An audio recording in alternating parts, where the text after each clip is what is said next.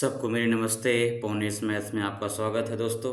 उम्मीद है आपकी पढ़ाई चल रही होगी। तो एक बहुत ही अच्छे शायरी के साथ अपनी क्लास आज स्टार्ट करते हैं। वक्त बदलता है फिर बदलेगा और सारा जहां अपना हुआ।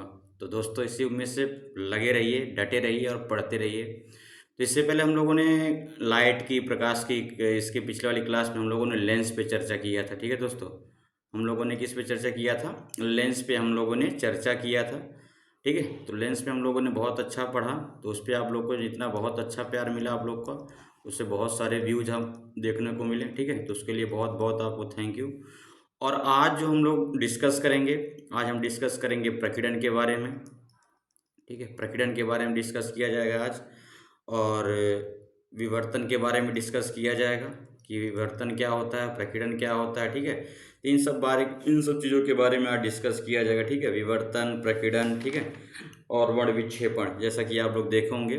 ठीक है, और एक और इसी में डिस्कस किया जाएगा वर्ण विक्षेपण के बारे में। ठीक, तो आज इन्हीं सब मुद्दों पे आज हम लोग चर्चा करेंगे कि प्रकीर्णन क्या होता है, विवर्तन क्या होता है, वर्ण विक्षेपण क्या होता है, और थोड़ा ह्यूमन आई के बारे में भी चर्चा कर लिया जाएगा। ठीक है, ह्यूमन आई दो पार्ट में पढ़ा जाएगा। आज ये बस छोटा सा पार्ट ह्यूमन आई में आएगा कि कौन सा दोष किस में पाया जाता है और उस दोष का उपचार क्या होता है। ठीक है, तो आज दोष पढ़ेंगे ह्यूमन आई के बारे में, लेकिन जो ह्यूमन आई का मेन स्ट्रक्चर है उसको हम लोग अलग एक लेक्चर में डील कर लेंगे। ठीक है दोस्तों, तो स्टार्ट करते हैं आज की क्लास। बहुत ही बेहद शानदार और ज़बरदस्त क्लास आज की। ठीक है, तो ये रहा पहला स्लाइड, देखिएगा ध्यान से इसमें क्या कह रखा है दोस्तों। ठीक है, अब थोड़ा ध्यान से देखिएगा क्या ये कहना चाह रहा है और क्या कह रहा है। तो आज हमें पढ़ना है प्रकाश का वर्ण विक्षेपण। ठीक है, तो प्रकाश का वर्ण विक्षेपण पढ़ना है, जिसको हम बोलते हैं डिस्पर्जन ऑफ लाइट। ठीक है, जिसको बोलता है डिस्पर्जन, इसको बोलता है डिस्पर्जन ऑफ लाइट। ठीक है दोस्तों, डिस्पर्जन ऑफ लाइट। ठीक है, वर्ण विक्षेपण, जिसको हम बोलते हैं वर्ण विक्षेपण। ठीक है, तो ये आज हमको इसके बारे में डिस्कस करना है, वर्ण विक्षेपण क्या होता है दोस्तों। ठीक है, अब देखिएगा वर्ण विक्षेपण क्या होता है। एक वैज्ञानिक है, ठीक, एक वैज्ञानिक थे, उनका नाम आप लोग को पता ही होगा, न्यूटन। ठीक है, न्यूटन। ठीक है, एक वैज्ञानिक थे, उनका नाम है न्यूटन। न्यूटन क्या करते हैं भाई साहब, न्यूटन एक काम करते हैं, उन्होंने एक डिस्क लेते हैं। ठीक है, आप लोगों ने डिस्क देखा होगा, डिस्क में 7 कलर होते हैं। ठीक है, डिस्क में जो होता है 7 कलर होता है। ठीक है, डिस्क में 7 कलर होता है। और जब उस न्यूटन क्या करते हैं, 7 कलर को राउंड में घुमाते हैं। ठीक है, जब वो 7 कलर को घुमाते तो घुमाने पे देखते हैं कि उन 7 कलर्स से हमें वाइट कलर प्राप्त होता है। ठीक है, वाइट कलर प्राप्त होता है। ठीक है, वाइट कलर मतलब श्वेत रंग प्राप्त हो रहा है। ठीक है, हम देख क्या पाते हैं कि जब हम उसको घुमाते तो क्या होता है, हमें श्वेत रंग प्राप्त होता है। ठीक है, जब हम उस डिस्क को घुमाते तो हमें श्वेत रंग प्राप्त होता है। तो यहाँ से क्या करते हैं, न्यूटन एक प्रिज्म लेते हैं। ठीक है, न्यूटन एक क्या लेते हैं, प्रिज्म लेते हैं। तो प्रिज्म आपको पता होगा कैसा होता है। ठीक है, तो न्यूटन क्या करते हैं, एक प्रिज्म लेते हैं। मैं यहाँ एक बना रहा हूँ, ध्यान से देखिए, न्यूटन एक प्रिज्म लेते हैं। ठीक है, एक प्रिज्म लेते हैं, उस प्रिज्म से क्या करते हैं, वे श्वेत प्रकाश को गुजारते हैं। ठीक है, ये हमारा वाइट लाइट है। ठीक है, ये हमारा वाइट लाइट है। ये हमारा क्या है दोस्तों, वाइट लाइट है। ठीक है, जिसको हिंदी में क्या बोलते हैं, श्वेत प्रकाश। ठीक है, हिंदी में क्या बोलेंगे, श्वेत प्रकाश बोलते हैं। ठीक है, ये हमारा वाइट लाइट है। ये जैसे ही प्रिज्म से गुजरता है तो वो देखते हैं कि वो जो प्रिज्म से गुजरने के बाद वह 7 कलरों में विभाजित हो जाता है। ठीक है, वह क्या होता है, 7 कलरों में विभाजित होता है। 4, 5, एक यहाँ बीच में निकाल दो, 6 और एक ये 7। ठीक है, तो ये 7 कलरों में क्या हो गया, विभाजित हो गया। तो जब न्यूटन क्या करता है, श्वेत प्रकाश को प्रिज्म से गुजारता है तो वह देख पाता है कि 7 कलरों में क्या होता है, विभाजित होता है। अब वो 7 कलर कौन कौन से होते हैं, पहला होता है वी, आपको पता होगा, I, B, G, Y, O, R, जिसको हम बोलते हैं वीप। ठीक है, इसको हम क्या बोलते हैं, वीप। वी बोले तो आपको वायलेट, ई मतलब इंडिगो, बी मतलब ब्लू, जी मतलब ग्रीन, वाई मतलब येलो, ओ मतलब ऑरेंज, और आर मतलब क्या होता है हमारा, आर मतलब होता है रेड। ठीक है, लाल होता है। ठीक है, तो इसका अगर हम नाम देखें वायलेट, वायलेट बोले तो हिंदी में क्या बोलते हैं इसको, बैगनी। इसको क्या बोला जाता है दोस्तों, बैगनी बोला जाता है। इंडिगो, इंडिगो क्या बोले, जामुनी, इसको हम बोलते हैं जामुनी कलर। ठीक है, इंडिगो को क्या बोलता है, जामुनी कलर बोलता है। ब्लू को पता ही होगा सबको, क्या बोला जाता है, नीला बोला जाता है। ग्रीन को क्या बोला जाता है, सबको पता है, ग्रीन को क्या बोलते हैं, हरा बोलते हैं। ठीक है, ग्रीन को हरा बोला जाता है। येलो पता होगा, पीला होता है।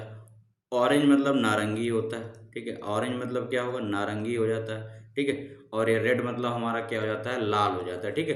तो वो देख पाते हैं कि यही 7 कलर क्या होते हैं उस प्रिज्म से, जब हम श्वेत प्रकाश को उस प्रिज्म से गुजारते थे 7 कलर बाहर की तरफ निकलते थे। तो विबग्वार इसको बोलते हैं। तो मैं यहाँ पे दिख रहा हूँ VIBGYOR,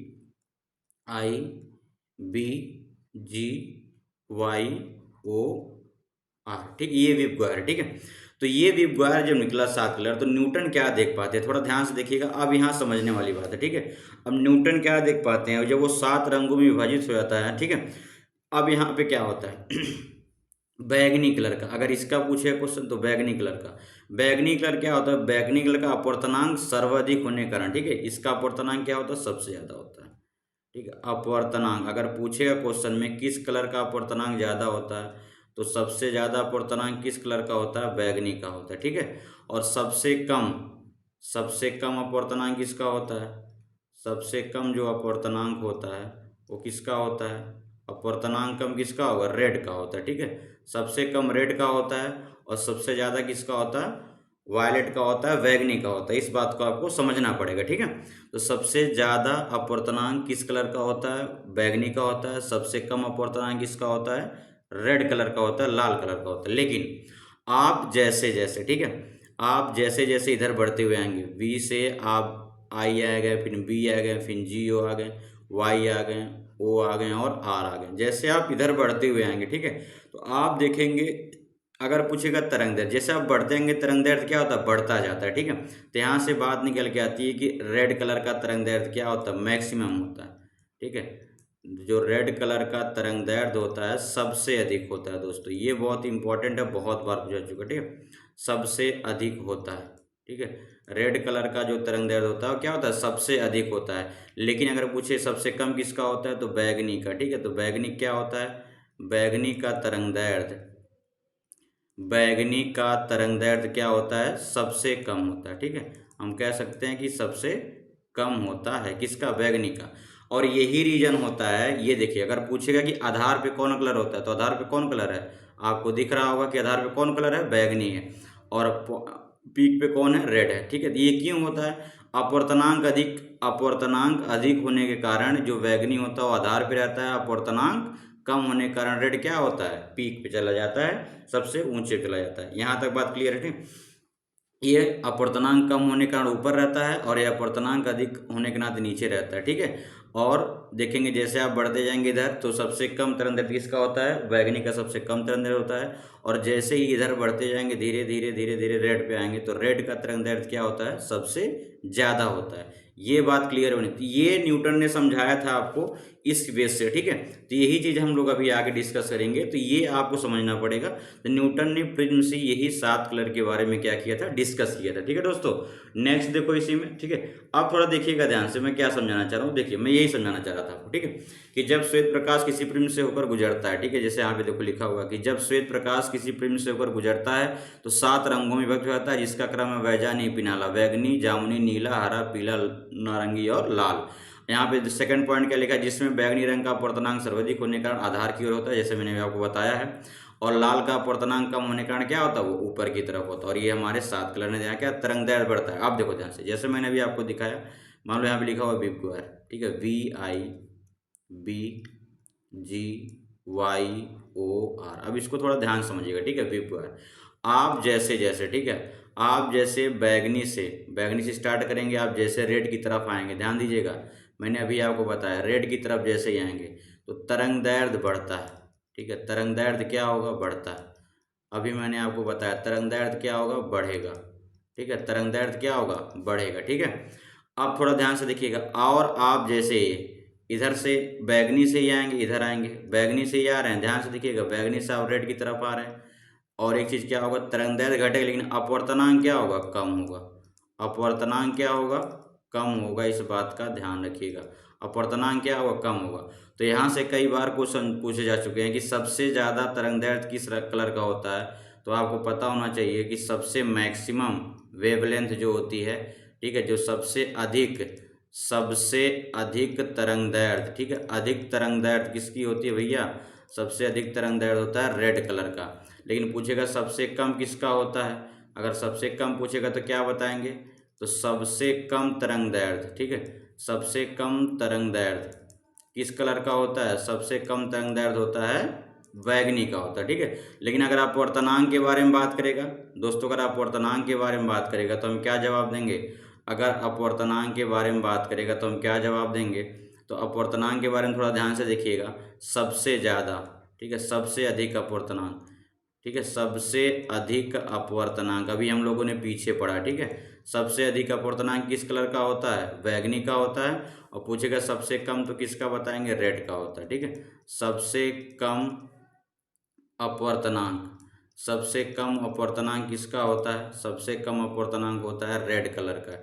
ये दो बातें आपको यहाँ से पता होनी चाहिए, ठीक है, कि सबसे ज़्यादा तरंगदैर्ध्य किसका होता है, रेड का, सबसे कम किसका तरंग होता है, बैगनी का, सबसे ज़्यादा अपवर्तनांक किसका होता है, बैगनी का, सबसे कम अपवर्तनांक किसका होता है, रेड का होता है, ठीक है। अब एक बात ध्यान से देखिएगा, जैसे मैंने यहाँ पे लिखा है वीब-गुआरे क्रम, ठीक है, VIBGYOR, ठीक है, हमने वीब-गुआरे क्रम लिखा है। एक बात आपको यहाँ पे ध्यान रखनी है, ठीक है, आप जैसे ही वीब-गुआरे से VIBGYOR आर की तरफ बढ़ेंगे तो सिर्फ और सिर्फ एक चीज़ याद रखनी है, ठीक है, सिर्फ और सिर्फ वेवलेंथ, ठीक है, सिर्फ और सिर्फ क्या, वेवलेंथ, तरंग दैर्ध्य, तरंग दैर्ध्य, ठीक है, तरंग दैर्ध्य बढ़ता है, ठीक है, तरंग दैर्ध्य बढ़ता है, बाकी चीज़ें घटती, ठीक है, बाकी घटती।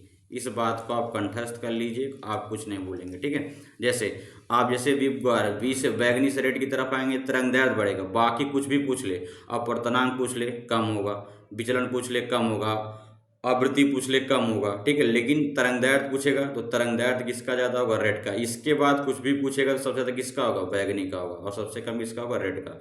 सिर्फ और सिर्फ रेड का तरंग दैर्ध्य मैक्सिमम होता है, बाद बाकी कुछ भी पूछेगा तो बैगनी का मैक्सिमम होगा और रेड का क्या होगा, मिनिमम होगा, ठीक है। तो ये हमें बताया था किसने, न्यूटन ने बताया था, ठीक है। न्यूटन ने प्रिज्म से जब श्वेत प्रकाश गुजारा 23 कलर निकल के आते हैं। तो यहाँ से कुछ बातें हैं जो आपको याद रखनी है, जैसा मैंने अभी डिस्कस किया है कि सबसे ज़्यादा सबसे कम वाला मेथड, ठीक है। तो तरंग दैर्ध्य छोड़ के कुछ भी पूछ लेगा, लाल का कम बैगनी का ज़्यादा, लेकिन अगर सिर्फ तरंग दैर्ध्य पूछेगा उसमें रेड अधिक होगा, बाकी चीज़ें रेड का कम होती है, ठीक है। तो यहाँ तक आपको आई होप समझ में आया होगा, ठीक है। अब थोड़ा नेक्स्ट चलते हैं हम लोग। अब देखिएगा ध्यान से, इसी प्रकीर्णन की वजह से, ठीक है, इसी वर्ण विक्षेपण की, ठीक है, इसी वर्ण विक्षेपण की वजह से, ठीक है, इसी वर्ण विक्षेपण की वजह से, थोड़ा ध्यान दीजिएगा, इसी वर्ण विक्षेपण की वजह से हमारा इंद्रधनुष बनता है दोस्तों, ठीक है, इसी वर्ण विक्षेपण की वजह से, ठीक है, इसी वर्ण विक्षेपण की वजह से हमारे इंद्रधनुष का निर्माण होता है, ठीक है, इंद्रधनुष का क्या होता है, निर्माण होता है। अब थोड़ा ध्यान से देखिएगा, इसमें बहुत लोग कन्फ्यूजन होते हैं इंद्रधनुष को लेकर। इंद्रधनुष जो बनता है ना दोस्तों, वो दो प्रकार का बनता है, पहले ध्यान से देखिए, इंद्रधनुष जो बनता है वो दो प्रकार का होता है, एक प्राइमरी रेनबो, ठीक है, एक क्या होता है हमारा प्राइमरी रेनबो, ठीक है, एक प्राइमरी रेनबो होता है, ठीक, और एक क्या होता है सेकेंडरी रेनबो होता है, ठीक है, एक क्या होता है हमारा सेकेंडरी रेनबो होता है, ठीक है, एक सेकेंडरी रेनबो होता है, इसको हम बोलते हैं प्राथमिक, ठीक है, इसको हम क्या बोलेंगे, प्राथमिक इंद्रधनुष, और इसको हम बोलेंगे द्वितीयक इंद्रधनुष, ठीक है, इसको हम क्या बोलेंगे, द्वितीयक इंद्रधनुष, ठीक है। तो दो प्रकार के हमारे इंद्रधनुष होते हैं, यहाँ से बहुत ही अच्छे क्वेश्चन पूछे जाते हैं, ठीक है। अब थोड़ा ध्यान से देखिए, इंद्रधनुष निकलता कब है, इंद्रधनुष आप देखे होंगे, इंद्रधनुष कब निकलता है, वर्षा के जस्ट बाद, जैसे ही आपकी वर्षा खत्म होती है तो वर्षा के जस्ट बाद क्या होता है, इंद्रधनुष दिखाई को देना पड़ता है, ठीक है। तो वर्षा के जस्ट बाद दिखाई देता है, कैसे, जैसे ही वर्षा खत्म होती है तो जो आसमान में, हमारे आसमान में जो बूंदें होती हैं, ठीक है, वो जैसे ही वर्षा खत्म होती है, और आप देखोगे जब भी इंद्रधनुष निकलता है तो हल्की हल्की धूप होती है, तो जैसे ही वर्षा खत्म होता है सूरज की किरणें बाहर निकलती है, जब सूरज की किरणें निकलती हैं तो जो बूंदें होती हैं उस सूरज की किरणों में पड़ती हैं, और जब पड़ती हैं तो क्या होती हैं, बिखर जाती हैं, और जब बिखर जाती है तो वही क्या होती हैं, इंद्रधनुष का निर्माण करती है, ठीक है। अब देखिएगा, इंद्रधनुष बनने का जो मेन रीजन होता है, ठीक है, इंद्रधनुष जो बनने का मेन रीजन होता है, ठीक है, वो होता है वर्ण विक्षेपण, ठीक है। अगर पूछेगा इंद्रधनुष किस कारण बनता है तो आप क्या बताओगे, इंद्रधनुष जो बनता है वो वर्ण विक्षेपण की वजह से बनता है, ठीक है। सवाल बहुत बार पूछा चुका है कि इंद्रधनुष बनने का कारण क्या है, तो क्या बताओगे आप, वर्ण विक्षेपण बताओगे, ये मेन रीजन है, ठीक है। ये कौन सा रीजन है, ये मेन रीजन है आपका, ये दोस्तों आप बताओगे ये मुख्य कारण है, ठीक है, मुख्य कारण है आपका इंद्रधनुष बनने का, ठीक है। लेकिन अगर पूछ लेगा कि इसमें सहायक क्या होते हैं, ठीक है, तो कभी कभी पूछ लेता है सहायक कारक क्या है, ठीक है, सहायक कारक क्या है इसके, तो आप इसको पता होना चाहिए जो सहायक कारक होते हैं वो परावर्तन और अपवर्तन होते हैं, ठीक है।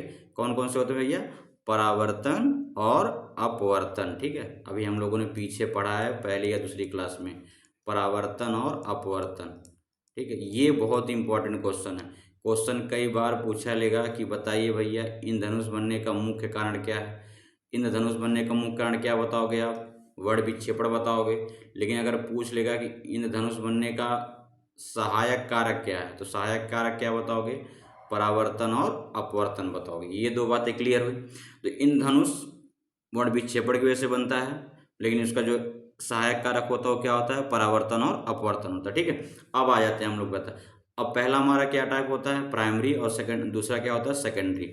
अब प्राइमरी क्या होता है, ध्यान से देखिएगा और एक बात और देखिएगा, इंद्रधनुष को देखने के लिए, ठीक है, ध्यान दीजिएगा, इंद्रधनुष को देखने के लिए सूर्य की तरफ पीठ करना पड़ता है, ठीक है, सूर्य की तरफ पीठ करना पड़ता है, ठीक है, पीठ करना पड़ता है, इस बात को ध्यान दीजिएगा। अक्ष के बाद जब आप इंद्रधनुष देखिएगा तो आपका जो पीठ वाला हिस्सा होगा, बैक वाला पीठ वाला हिस्सा जो होता है वो सूर्य की तरफ रहता है, ठीक है, और सूर्य के तरफ पीठ रहता है तो सामने आपको इंद्रधनुष देखना पड़ता है, ठीक है। तो जब भी इंद्रधनुष देखेंगे आप, तो आपका जो पीठ होगा वो सूर्य की तरफ होता है, इस बात को आप ध्यान रखिएगा, ठीक है। इसी वजह से दोपहर में, ठीक है, इसी वजह से दोपहर में कभी भी रेनबो नहीं निकलता है, ठीक है, रेनबो कभी नहीं निकलेगा, ठीक है, दोपहर में रेनबो कभी नहीं निकल सकता। क्यों, क्योंकि आपको पता है कि जब दोपहर होती है तो सूर्य जस्ट ऊपर रहता है, और जैसे ही आप जस्ट ऊपर देखोगे, मैंने क्या बताया, रेनबो देखने के लिए सूर्य की तरफ पीठ करना पड़ता है, तो जब आप पीठ ऊपर करोगे तो आपका नज़र कहाँ जाएगा, धरती पे जाएगा, नीचे जाएगा तो आप आसमान देख ही नहीं पाओगे। समझ में आ रही बातें, ठीक है। तो यही रीजन होता है कि हम दोपहर के समय रेनबो नहीं देख पाते हैं। क्यों, क्योंकि जस्ट दोपहर में सूर्य किरणें हमारी लंबवत पड़ती हैं, सीधी पड़ती हैं, तो जब आप सूर्य किरणों की तरफ पीठ करोगे तो पीठ रहेगा ऊपर, नज़र रहेगी नीचे, नज़र रहेगी धरती पे, तो और रेनबो देखने के लिए हमें आसमान देखना पड़ता है, तो नज़र कहाँ रहती है, धरती पर रहेगी, और जब नज़र धरती पर रहेगी तो आप कैसे रेनबो देख पाते हो। तो इसीलिए कहा था कि दोपहर के समय रेनबो नहीं देख पाएंगे, ठीक है।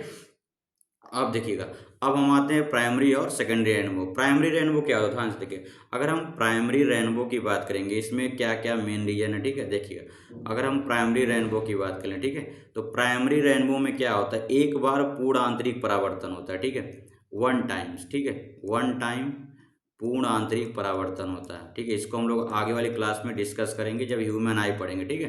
पूर्ण आंतरिक परावर्तन होता है, कितनी बार होता है, एक बार पूर्ण आंतरिक परावर्तन होगा, ठीक है, तब जाकर क्या होता है, प्राइमरी रेनबो का निर्माण होता है, ठीक है। और दो बार क्या होगा, अपवर्तन होता है, और टू टाइम्स क्या होगा, अपवर्तन होगा, ठीक है, टू टाइम अपवर्तन मैंने आपको पढ़ाया है, ठीक है, आप जाके पीछे वाले लेक्चर में देख लीजिएगा।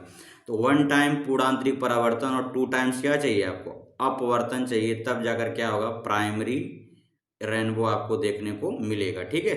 आप थोड़ा ध्यान से देखिएगा, जब आप प्राइमरी रेनबो देखेंगे ना, तो रेनबो कुछ इस तरह से निकलता है, ऐसे ऐसे ऐसे ऐसे, तो रेनबो कुछ इस तरह रहेगा। तो प्राइमरी रेनबो में जब कुछ पूछ ले, ठीक है, प्राइमरी रेनबो में पूछ ले तो पूछेगा कि बैगनी अंदर रहता है कि बाहर रहता है, तो ध्यान देना भैया, बैगनी कहाँ रहेगा, अंदर रहता है, बैगनी कहाँ रहता है, अंदर रहता है, ठीक है, ध्यान देना, बैगनी कहाँ रहता है, अंदर की तरफ रहता है, और लाल कहाँ रहता है, बाहर की तरफ रहता है। प्राइमरी रेनबो की यही पहचान है दोस्तों, ध्यान से सुन लो, ये क्वेश्चन कई बार पूछा चुका है कि प्राइमरी रेनबो में बाहर की तरफ कौन सा रंग होता है और अंदर की तरफ कौन होता है, तो अंदर क्या रहता है, अंदर रहता है बैगनी, और बाहर क्या रहता है, बाहर रहता है लाल, ठीक है। इस बात को आपको समझना है, ठीक है। अब थोड़ा ध्यान से देखिएगा, अगर मुझे इसको देखना है, अगर मुझे क्या करना है, इसको देखना है, तो हमारा जो ह्यूमन आई है, ठीक है, हमारा जो मानव नेत्र है, ह्यूमन आई है, उसमें कितने डिग्री कोण बनना चाहिए, 42 डिग्री का कोण बनना चाहिए, ठीक है।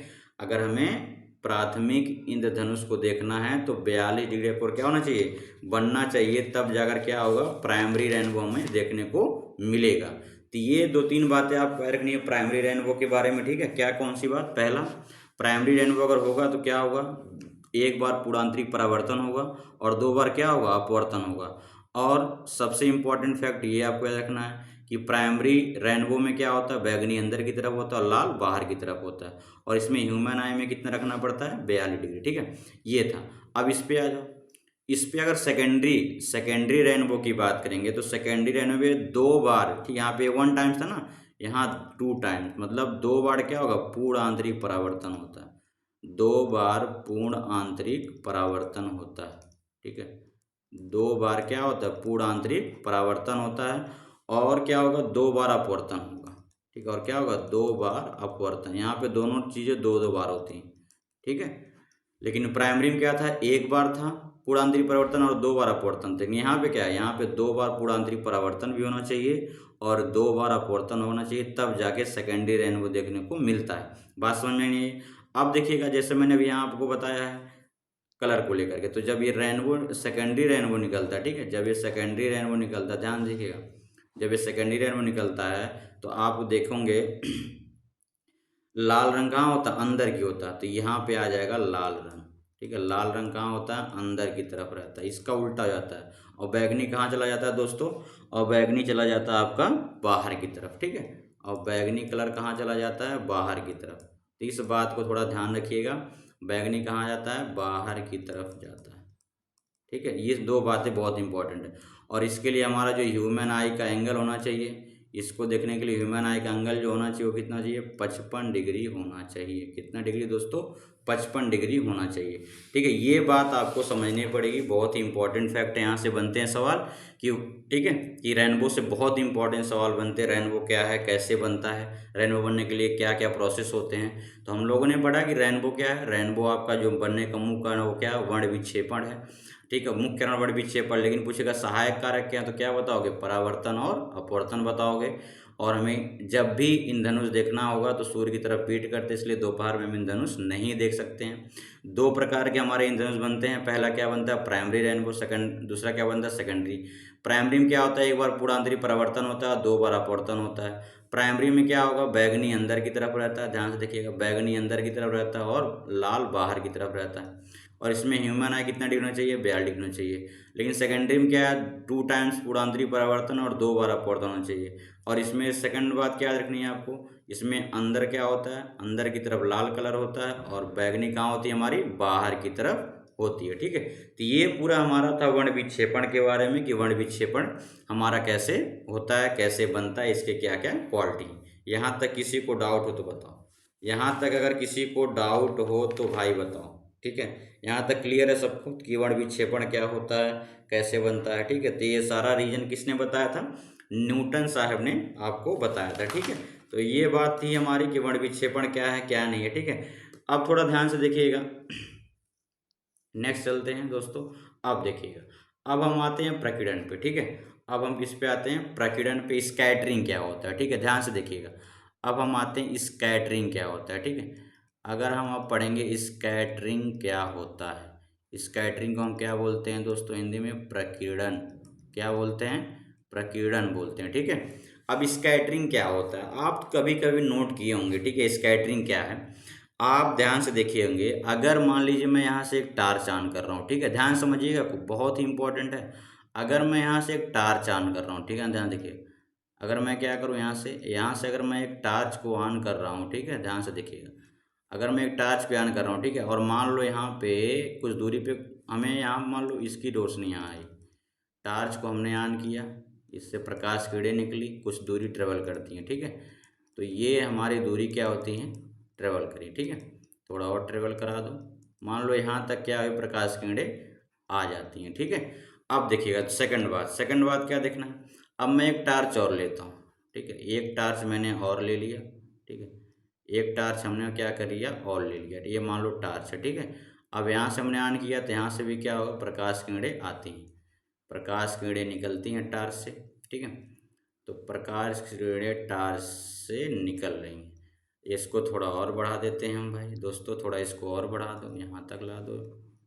अब देखो, अब इसी को हमें समझना है स्कैटरिंग के बारे में। ठीक है, अब थोड़ा ध्यान से देखिएगा, स्कैटरिंग के बारे में बताया कौन था, स्कैटरिंग के बारे में कौन बताया था भैया, रैली ने बताया था थोड़ा बहुत। ठीक है, किसने बताया था, रैली ने।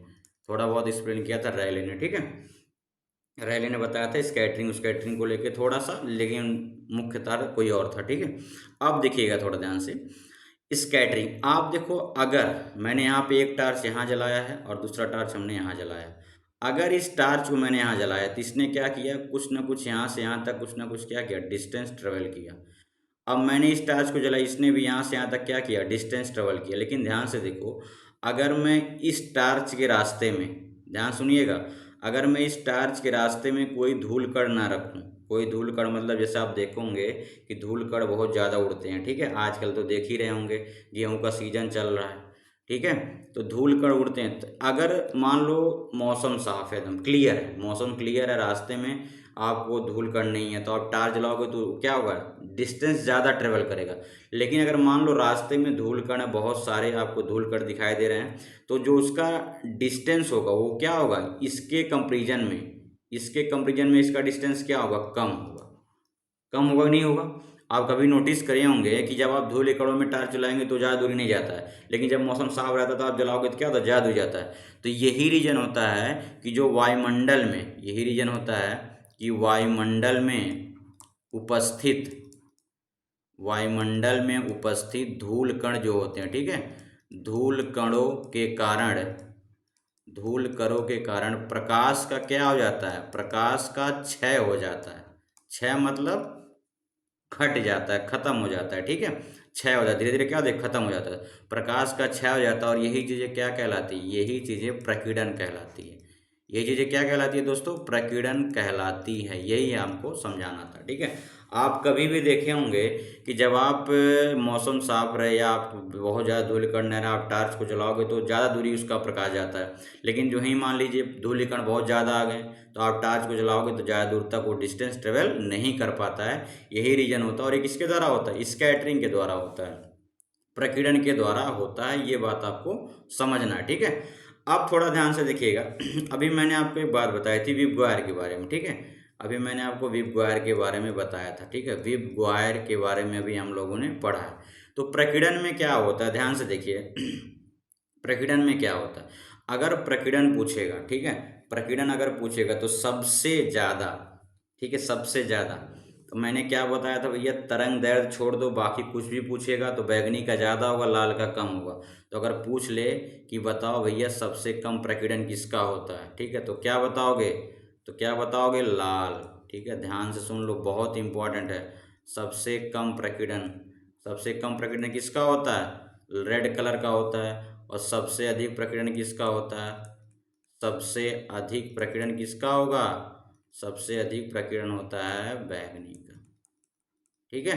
बात समझ में नहीं, तो ये दो चीज़ें आपको रखनी है कि सबसे कम और सबसे अधिक। तो सबसे अधिक वाला कलर कौन है, बैगनी है, और सबसे कम वाला प्रकीर्णन कौन है, हमारा रेड, ठीक है।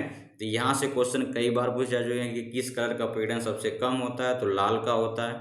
पूछेगा किस कलर का प्रकीर्णन सबसे ज़्यादा होता है, तो बैगनी को होता है।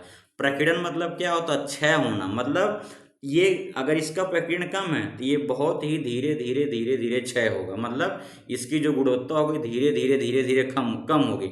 लेकिन इसका क्या प्रकीर्णन ज़्यादा है, प्रकीर्णन ज़्यादा मतलब क्या होगा, क्षय ज़्यादा होगा। क्षय ज़्यादा मतलब क्या होगा, बैगनी का जो कलर होगा धीरे धीरे क्या होगा, धीरे धीरे ना होकर अधिकतम वेग से क्या होगा, लाल की तुलना में ज़्यादा क्षय होगा। यही रीजन होता है दोस्तों, यही रीजन होता है। आप देखोगे सिग्नल कैसा होता है, लाल होता है। सिग्नल लाल क्यों बनाते हैं, कि उसका क्षय क्या होता है, बहुत ही धीरे धीरे होता है, आपको दूर से ही दिख जाता है कि हाँ वहाँ लाल है, ठीक है। तो यही रीजन होता है प्रकीर्णन में कि क्या होता है, सबसे कम प्रकीर्णन की वजह से ही सिग्नल लाल बनाए जाते हैं। और दूसरी बात ये आपको रखनी है, सुबह शाम सूर्य का लाल दिखाई देना किसकी वजह से होता है, प्रकीर्णन की वजह से होता है, ठीक है। सुबह शाम क्या होता है, सूर्य का लाल दिखाई देना प्रकीर्णन की वजह से होता है, ठीक है।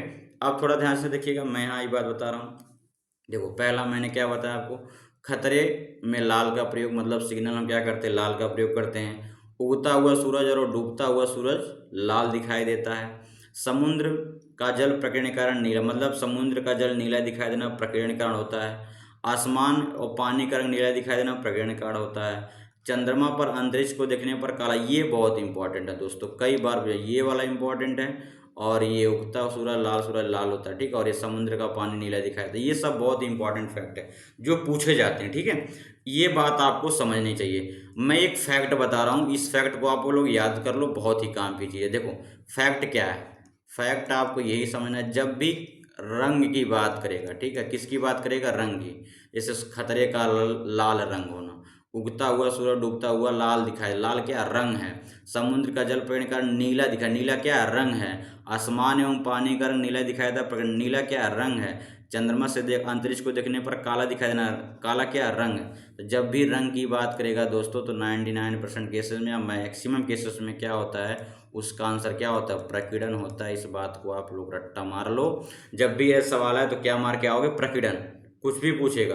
और नेक्स्ट ये बहुत इंपॉर्टेंट है, टिंडल प्रभाव प्रकाश के प्रकीर्णन से संबंधित है, ठीक है, टिंडल प्रभाव किससे संबंधित है, प्रकाश के प्रकीर्णन से संबंधित है। तो जब भी क्वेश्चन पूछेगा तो इस बात का आप ध्यान रखिएगा। तो मैंने क्या बताया, खतरे का सिग्नल, ठीक है, तो खतरे का सिग्नल क्या होता है, लाल होता है, किसकी तरह, प्रकीर्णन के कारण। दूसरा क्या होता है, सूर्योदय, ठीक है, सूर्योदय और सूर्यास्त, सूर्योदय और सूर्यास्त के समय क्या होता है, सूर्य का लाल दिखाई देना, ठीक है। तीसरा, ठीक है, समुद्र का पानी, समुद्र का जल कैसा दिखाई देना, नीला दिखाई देना, ये भी किसके कारण होता है, प्रकीर्णन के कारण। चौथा बात क्या रखना है, आसमान का नीला दिखाई देना, ठीक है, आसमान का नीला दिखाई देना किसके कारण होता है, प्रकीर्णन के कारण होता है। पांचवी बात रखनी है, चंद्रमा पर से, चंद्रमा पर से अंतरिक्ष अगर आप देखोगे तो कैसा दिखाई देगा, तो काला दिखाई देता है, किसके कारण होता है, प्रकीर्णन। दोस्तों आपको इतना बात रखनी, ये जो इतना हमने बताया, ठीक है, ये हम लोग जितना यहाँ पढ़े हैं 4-5 रीजन, ये किसके कारण होता है, ये सबके मुख्य कारण क्या है, प्रकीर्णन ही है। यहाँ से क्वेश्चन बहुत बार पूछा चुके हैं जिसका कोई था नहीं है, ठीक है। तो ये बात समझना आपको, प्रकीर्णन की वजह से ये सारी घटनाएं होती हैं, ठीक है। अब थोड़ा एक फैक्ट समझना है इसको लेके, ठीक है। इसी प्रकीर्णन का जो अध्ययन है, ठीक है, ये जो प्रकीर्णन का अध्ययन है किसने किया था, सर सीवी रमन ने किया था। जैसा कि आप यहाँ देख पा रहे हो, सीवी रमन ने प्रकाश के प्रकीर्णन प्रभाव खोज किया था, और इसी प्रकीर्णन प्रभाव के अध्ययन के सन 1930 में क्या मिला था, सन 1930 में इन्हें क्या मिला था, नोबेल प्राइज मिला था, नोबेल पुरस्कार मिला था। क्या मिला था, नोबेल प्राइज मिला था। और सीवी रमन को प्रकाश प्रकीर्णन के प्रभाव को नाम से भी जाना जाता है। और इसकी खोज के लिए, और जो इसकी खोज हुई थी, ठीक है, अगर प्रकीर्णन की खोज की बात करेंगे तो हुई थी 28 फरवरी 1928 को, ठीक है, 28 फरवरी 1928 को इसकी खोज हुई थी। और 1930 में इन्होंने नोबेल प्राइज जीता था। और सन 1954 में इसी प्रकीर्णन के लिए इन्हें क्या दिया गया था, भारत रत्न दिया गया था, ठीक है दोस्तों, भारत रत्न दिया गया था सन 1954 में प्रकीर्णन की खोज की वजह से, ठीक है। और प्रकीर्णन की खोज कब हुई थी, 28 फरवरी 1928 में हुआ था। और 1930 में इन्हें नोबेल प्राइज दिया गया था, ठीक है। अब पीछे हम लोगों ने क्या पढ़ा, अभी ध्यान से देखो, ये पीछे हमने एक वैज्ञानिक का नाम लिया था, रैले। रैले ने क्या बताया था, रैले ने बस यही बता दिया था कि, क्या बताया था रैले ने, रैले ने बताया था आपको कि क्या, ठीक है, रैले ने क्या बताया था, रैले ने बताया था कि बढ़ता घटता, जैसे प्रकीर्णन किसका ज़्यादा होगा, प्रकीर्णन किसका कम होगा, ठीक है, ये बताया था रैले ने, ठीक है। रैले के अनुसार प्रकाश, ठीक है, प्रकाश में किस कलर का प्रकीर्णन ज़्यादा है, किसका। लेकिन स्कैटरिंग की अगर हम खोज की बात करेंगे, स्कैटरिंग कब खोजा गया था, 1928 में, रमन, सर सीवी रमन द्वारा, ठीक है। लेकिन रैले ने क्या बताया था, रैले ने आपको ये बताया था, ठीक है, रैले ने आपको ये बताया था कि सबसे अधिक प्रकीर्णन किसका होता है, सबसे कम किसका होता है। बात आई समझ में, ठीक है दोस्तों। तो ये था पूरा खेल हमारा स्कैटरिंग का, स्कैटरिंग क्या है, कैसे चलता है, ठीक है। अब थोड़ा ध्यान से देखिएगा डिफ्रैक्शन का, ठीक है। अब हम थोड़ा बहुत चर्चा करेंगे डिफ्रैक्शन को लेके, बहुत ही इंपॉर्टेंट फैक्ट है डिफ्रैक्शन, थोड़ा ध्यान से देखिएगा, ठीक है। डिफ्रैक्शन, डिफ्रैक्शन जिसको हम बोलते हैं विवर्तन, इसको क्या बोला जाता है, विवर्तन बोला जाता है, ठीक है। अब थोड़ा डिफ्रैक्शन के बारे में नॉलेज लेते हैं कि डिफ्रैक्शन क्या होता है, कि डिफ्रैक्शन किस तरह से काम करता है, डिफ्रैक्शन क्या है, इससे गुण क्या होते हैं, ठीक है। अब थोड़ा ध्यान से देखिएगा, आप देखे होंगे दोस्तों, एक बात आपको नोटिस किए होंगे कि जब कोई बहुत छोटे छोटे कण, ठीक है, छोटे छोटे कण, छोटे छोटे कण, जब छोटे छोटे कण प्रकाश किरणों के रास्ते में, ठीक है, प्रकाश किरणों के, प्रकाश किरणों के रास्ते में, ठीक है। जब छोटे छोटे कण प्रकाश किरण के रास्ते में पड़ते हैं तो आप देखे होंगे कि वह जो कण होता है वो कण क्या होता है, प्रकाश के द्वारा पूरा ढक लिया जाता है, प्रकाश द्वारा ढक लिया जाता है। ठीक है, ढक लिया जाता है, और जब ढक लिया जाता है तो उसका कभी भी छाया नहीं बनता है। ठीक है, तो इसका क्या होता है, प्रतिबिंब नहीं बनता है। आप नोटिस किए होंगे बहुत छोटे छोटे वस्तु का प्रतिबिंब नहीं बनता है।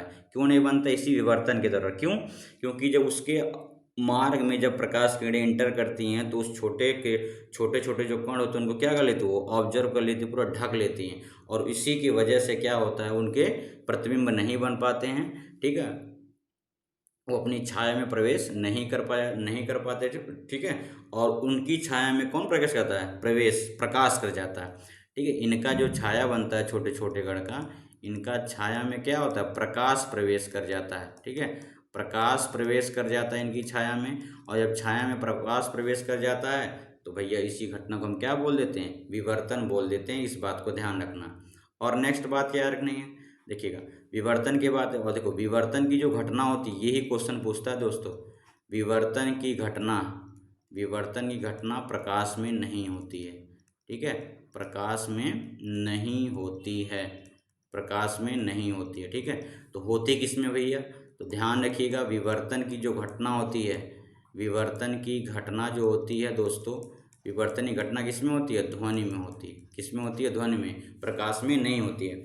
यही रीजन होता है, आप लोग ध्यान से तो सुनिएगा इस बात को, यही रीजन होता है कि एक कमरे से, ठीक है, यही रीजन होता है एक कमरे से दूसरे कमरे में, एक कमरे से दूसरे कमरे में आवाज़ तो चली जाती है, आवाज़ तो चली जाती है, आवाज़ तो चली जाती है, लेकिन प्रकाश नहीं जाता है दोस्तों। ठीक है, लेकिन प्रकाश नहीं जाता है, ये बहुत इंपॉर्टेंट फैक्ट है। ठीक है, ये क्यों होता है, विवर्तन की वजह से। आप नोटिस किए होंगे, अगर आप दो कमरे अगर पास पास में हैं, दोनों के आप पूरा एकदम लॉक कर दीजिए, आप इस कमरे के लाइट को जब जलाएंगे तो आपके बगल वाले कमरे में लाइट नहीं जाती है। इसलिए कहा जाता है विवर्तनीय घटना क्या होती है, विवर्तनीय घटना प्रकाश में नहीं होती है। लेकिन अगर आप दोनों कमरे में हैं, बगल में दोनों कमरा है, आसपास में ही है, आप इस कमरे में बोलेंगे तो अगले वाले कमरे में भी आपकी ध्वनि क्या होती है, आपकी आवाज़ चली जाती है।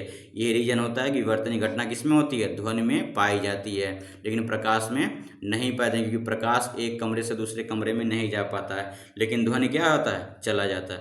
और इसी ध्वनि के चले जाने की वजह से बहुत लोग की कुटैया हो जाती है। ठीक है, जो रात को लगे रहते हैं बाबू सोना जादू टोना से, तो उनकी आवाज़ उनके माता पिता कमरों तक जाती है, और ये विवर्तन क्या करता है उनका, सुबह सुबह बैंड बजवा देता है। तो विवर्तन की घटना बहुत ही खतरनाक घटना है, बहुत लोगों को पकड़वा चुकी है और बहुत लोग को पकड़वाने के फिराक में। ठीक है, तो ये बात रखनी है। लेकिन प्रकाश की घटना विवर्तन में नहीं होती है। आप देख पाएंगे कि एक कमरे से दूसरे कमरे में कभी भी लाइट या प्रकाश नहीं जा पाते, लेकिन आवाज़ चली जाती है। इसलिए कहा जाता है कि विवर्तनीय घटना क्या होती है, ध्वनि में होती है, प्रकाश में नहीं होती है। लेकिन अगर आपको प्रकाश में भी करना है तो जो आपका दीवार हो रहा है, जो अवरोधक होता है, मतलब जो एक कमरे से दूसरे कमरे के बीच में जो दीवार रहती है, उसकी जो लंबाई या मोटाई 10⁻⁻7 मीटर, इतना 10⁻⁻7 मीटर होनी चाहिए, मतलब ना के बराबर। उतनी पतली दीवार कोई बना पाएगा, वो माइनस में है महाराज, 10⁻⁻7 मीटर है, पॉसिबल है नहीं है। और जब पॉसिबल है नहीं है तो कैसे बनेगा, तो इसलिए कहा जाता है कि प्रकाश में विवर्तनीय घटना नहीं होती है और ध्वनि में पाई जाती है। ठीक है, इस बात को आपको समझना पड़ेगा। ठीक है, तो ये पूरा हमारा था डिफ्रैक्शन, विवर्तन के बारे में, कि विवर्तन किस तरह से काम करता है, कि विवर्तनीय घटना किस में होती है। दो बातें आपको रखनी है, विवर्तनीय घटना किस में होती है, तो किस में होती है, ध्वनि में होती है, किस में नहीं होती है, प्रकाश में नहीं होती है। ठीक है, ठीक है, इस बात को आपको समझना पड़ेगा। और प्रकाश का जो विवर्तन हो अवरोधक के आकार पर, ठीक है, ये ध्यान रखिएगा। ठीक है, ये अवरोधक के, ये बहुत इंपॉर्टेंट है, ये अवरोधक के आकार पर निर्भर करता है, आकार पर निर्भर होता है, बहुत बार पूछा चुका है। ठीक है, निर्भर होता है। ठीक, ये क्या होता है, आपका अवरोधक के आकार पर निर्भर होता है, जो हमारी विवर्तन की घटना होती है। ठीक है, तो ये बात आपको समझनी पड़ेगी, दो तीन बातें, कि विवर्तनीय घटना क्या होती है, विवर्तनीय घटना किस में हो सकती है, किस में नहीं हो सकती है, और किस पे डिपेंड करता है। तीन चार बातें आपको यहाँ से याद रखनी है। ठीक है दोस्तों, ठीक। अब थोड़ा देखिएगा मानव नेत्र में दृष्टि दोष के प्रकार, ठीक है। ह्यूमन आई के बारे में थोड़ा ध्यान से देखिएगा, ह्यूमन आई, ठीक है। ह्यूमन आई के बारे में हम लोग एक अलग से लेक्चर लेंगे, ठीक है। ह्यूमन आई से हम लोग एक अलग लेक्चर लेंगे जिसको हम बोलेंगे मानव नेत्र। यहाँ पे थोड़ा बस उसके दोष पहले देख लें, उसके बाद हम लोग मानव नेत्र कैसे होता है, उसमें क्या क्या प्रक्रिया होती है, क्या क्या प्रोसेस होती है, हम लोग सब पढ़ेंगे उसको अलग लेक्चर में, ठीक है।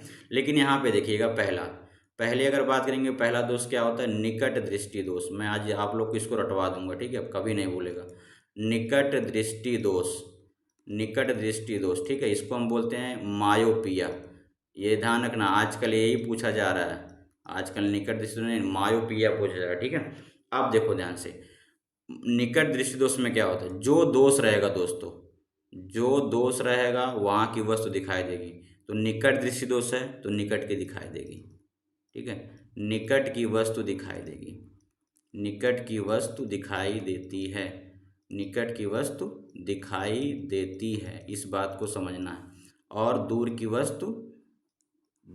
की वस्तु दिखाई नहीं देती है, ठीक है, नहीं देती है। ये मत समझिएगा कि निकट दोष है तो निकटक नहीं लोकेगा, उल्टा होता है दोस्तों। निकट दृष्टि दोष में दूर की वस्तु नहीं दिखाई देगी, जो दोष रहेगा ये बात समझ लो, जो दोष वहाँ की वस्तु दिखाई देगी। निकट दृष्टि दोष है तो निकट की दिखाई देगी, दूर की दिखाई नहीं देगी।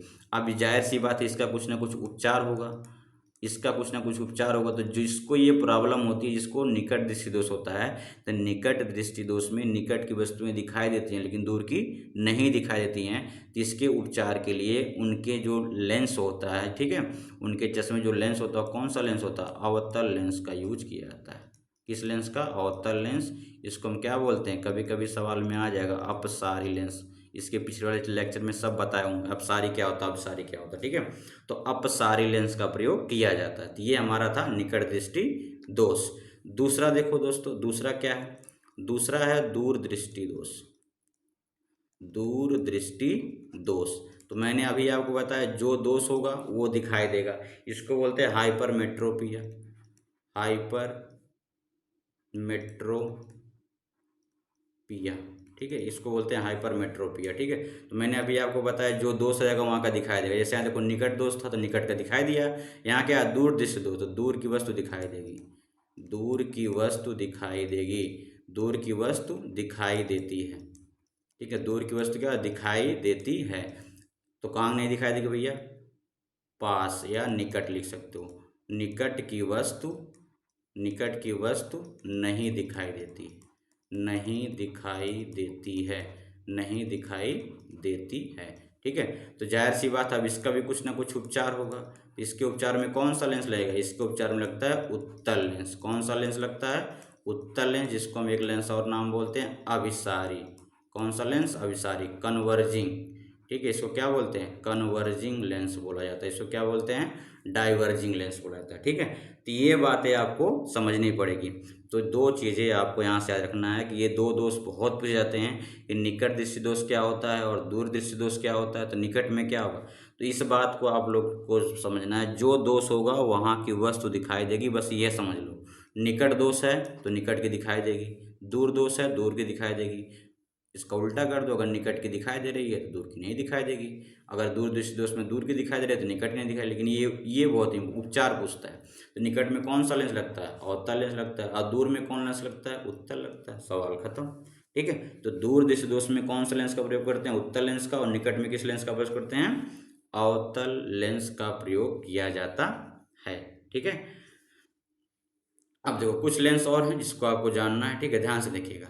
कुछ लेंस भी हैं और कुछ आपके दोष भी हैं। तो हमने ये उपचार पढ़ लिया। एक आता है प्रेस बायोपिया, ठीक है, एक क्या आता है, प्रेस बायोपिया, ठीक है, एक आता है प्रेस बायोपिया, ठीक है, एक आता है प्रेस बायोपिया, जिसको हम क्या बोलते हैं, जरा दृष्टि दोष, जरा दृष्टि दोष।